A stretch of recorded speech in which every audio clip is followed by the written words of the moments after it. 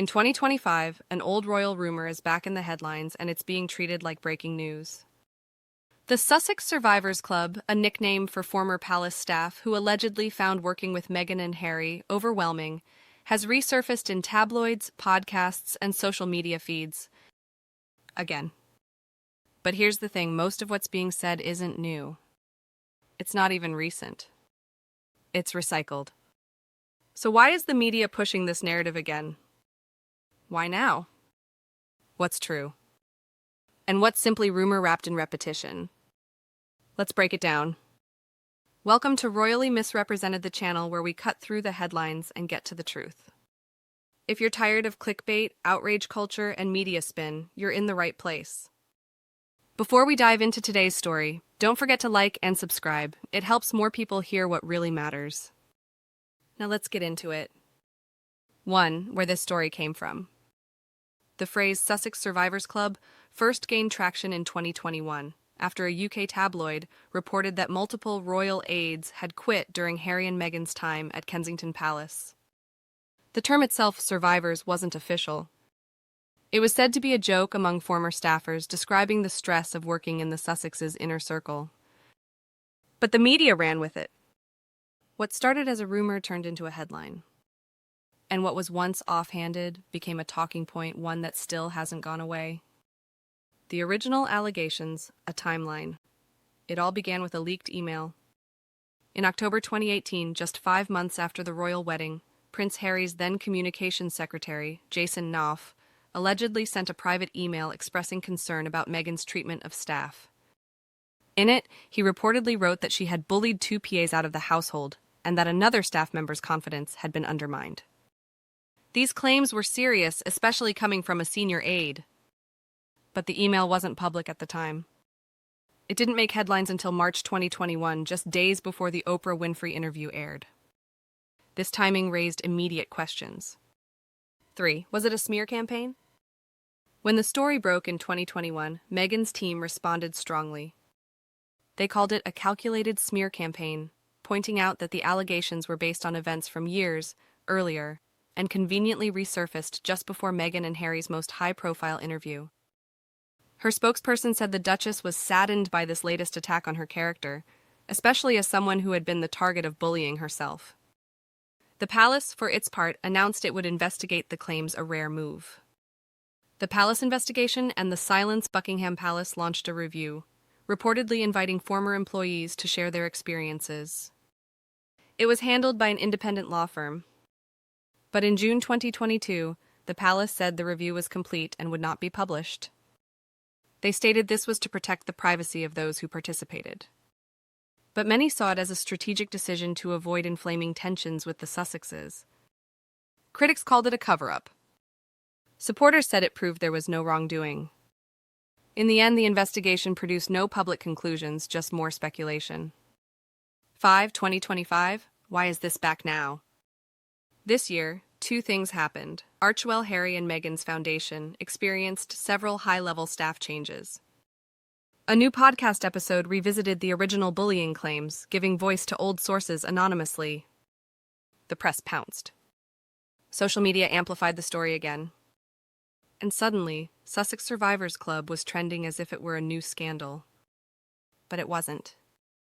What's circulating in 2025 is largely based on the same few claims from 2018 to 2021, repeated, repackaged, and reshared.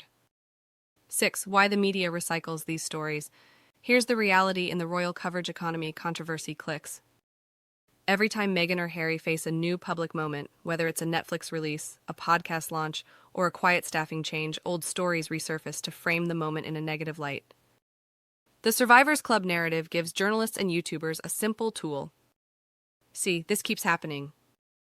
Even when what's happening is just a normal workplace change or a quiet public appearance. 7. What we know about the staff.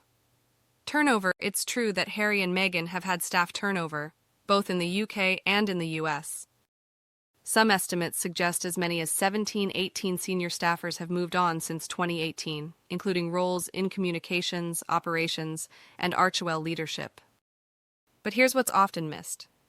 Turnover isn't unusual in high-pressure, high-profile organizations. Several former staff members have spoken positively about their time with the couple. And some of the departures happened during transitional periods like leaving the royal family or launching a new nonprofit. But nuance doesn't generate headlines. Survivors Club does. 8. The bullying label now hits Harry. The word bullying has followed Meghan for years. But in 2025, it's Prince Harry who finds himself at the center of a similar accusation, and once again, it's dominating headlines. This time, the claims come from Sophie Chandauka, the chair of a charitable organization Harry co-founded. She publicly alleged that Harry tried to have her removed from the board following internal disputes, and when unsuccessful, resigned in a way that she claims was meant to damage the charity. It's a serious accusation, but also a highly specific one. This isn't about palace staff. It's about nonprofit leadership and strategic disagreements. Still, the media treated it as proof of a deeper character flaw, a pattern of difficult, even vindictive behavior. And that's where it fits into the bigger story. Once again, we see the bullying label being applied this time to Harry, with minimal evidence released to the public. The coverage echoed many of the headlines used against Meghan in previous years. Toxic work environment, controlling behavior, hard to work with, no lawsuit, no formal complaint, just claims and coverage. What matters here isn't just whether the accusation is true, it's how quickly the narrative returns to familiar language and framing. The question becomes, are we seeing a pattern of behavior, or a pattern of how Harry and Meghan are portrayed whenever there's conflict? It's a pattern that deserves attention not because it confirms anything, but because it shows how fast the public conversation can be manipulated by repetition. 9. The real impact, reputational echo, that brings us to something every public figure fears and every media strategist understands, the reputational echo. The problem with recycled controversy is it creates what some PR analysts call a reputational echo.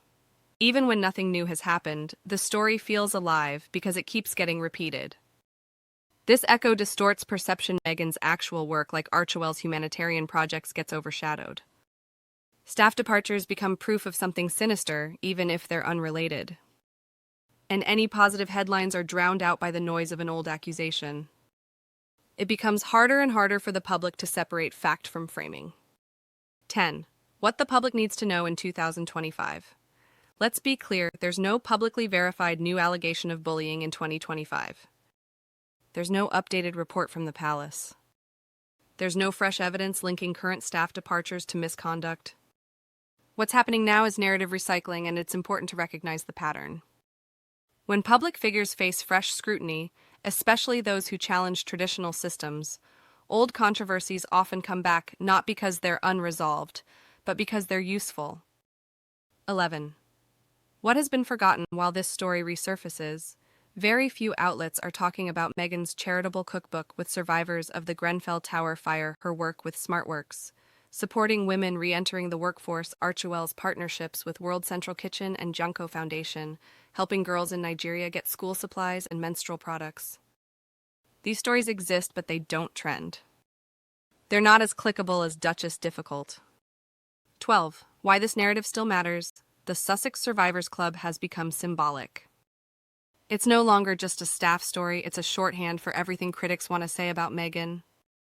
That she's demanding, difficult, divisive. But it's also a case study in how media repetition builds reputational myths. In truth, we don't know what happened behind those palace doors. What we do know is that stories like this grow legs, often without new facts, just familiarity. 13. What we can learn in 2025. Instead of asking, is the Survivors Club real? Maybe we should ask, why does this specific narrative keep returning? Who benefits from keeping it alive? And what does it say about how we treat women, especially Black women, in positions of power? For a public supposedly fatigued by the Sussexes, the media never seems tired of talking about them. What do you think? Is this really about Meghan, or something deeper? Drop your thoughts in the comments. Keep it honest. Keep it respectful. If you found this video insightful, give it a like, share it with someone who needs to hear it, and subscribe for more unfiltered truth, no noise, no nonsense. This is Royally Misrepresented. Thanks for watching.